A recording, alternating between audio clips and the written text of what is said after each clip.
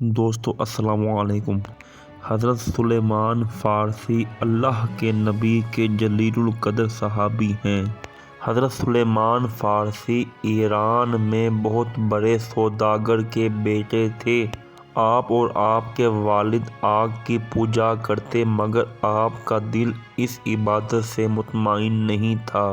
آپ حق کی تلاش میں اپنے گھر سے ایک قافلے کے ساتھ نکلے۔ راستے میں قافلے کو ڈاکوؤں نے لوٹ لیا اور آپ کو غلام بنا کر لے گئے۔ آپ اپنی زندگی کے سفر میں غلام کے طور پر دمشق میں ایک عالم جو کہ عیسائی تھا اس کے پاس چلے گئے اور حق کی تلاش شروع کی، اور آپ نے اس عالم کی بہت خدمت کی۔ جب وہ عالم مرنے کے قریب پہنچا تو اس عالم نے حضرت سلیمان فارسی سے کہا، اس وقت روئے زمین پر کوئی بھی مذہب یا شخص دین حق پر نہیں ہے۔ ایک وقت آنے والا ہے کہ ملک حجاز میں جہاں کھجوروں کے باغات ہیں اور سیاہ بنجر پہاڑ ہیں، وہاں ایک اللہ کا نبی جو آخری نبی ہوگا آئے گا، اور وہی راہ حق ہے۔ حضرت سلیمان فارسی غلام تھے۔ آپ بھاگ کر عرب آ گئے، مگر یہاں بھی آپ کو غلام بنا لیا گیا۔ پھر آپ ایک دن حضور اقدس صلی اللہ علیہ وآلہ وسلم کی بارگاہ میں حاضر ہوئے اور اسلام قبول کیا۔ آپ کا آقا آپ پر بہت ظلم کرتا۔ ایک دن آپ نبی پاک کی پاک محفل میں بیٹھے تھے اور رو رہے تھے۔ اس وقت حضرت سلیمان فارسی کی عمر 90 یا 92 سال تھی۔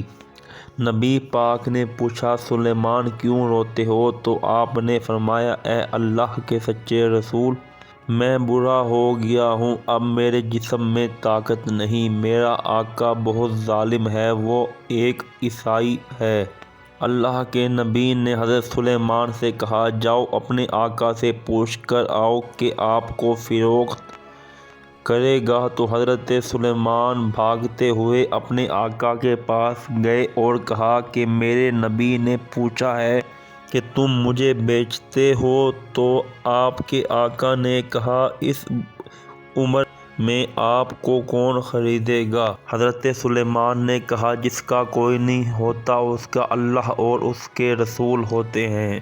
آپ کے آقا نے کہا، میں تمہیں 1 پاؤ چاندی اور 1 سونے کے انڈے کے بدلے بیچوں گا۔ تو حضرت سلیمان نے یہ آ کر نبی پاک کو بتایا۔ تو نبی پاک نے حضرت سلیمان سے کہا، جاؤ 1 مرغی کا انڈا لاؤ اور سامنے زمین پر سے 1 پاؤ جتنی مٹی اپنے کپڑے میں باندھ لو اور چلو میرے ساتھ۔ جب حضرت سلیمان اور اللہ کے نبی عیسائی سوداگر کے پاس گئے اور کہا، یہ لو حضرت سلیمان کی قیمت۔ حضرت سلیمان سوچ رہے تھے، اس کپڑے میں تو انڈا اور مٹی ہے، لیکن جب سوداگر نے کپڑا کھولا تو اس میں 1 پاؤ چاندی اور سونے کا انڈا تھا۔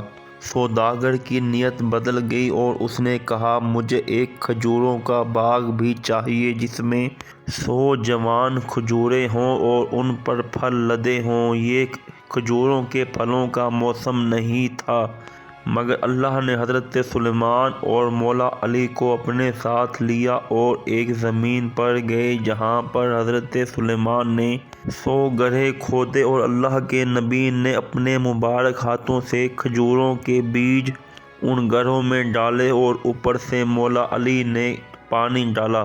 اللہ کے حکم سے ایک ہی رات میں کھجوریں جوان ہو گئیں اور ان پر پھل لگ گئے۔ جب اگلے دن وعدے کے مطابق عیسائی سوداگر نے دیکھا تو سجدے میں گر گیا اور اللہ کے نبی سے معافی مانگی اور مسلمان ہو گیا، اور کہا، اے اللہ کے نبی، سب کچھ تمہارا، آپ میرے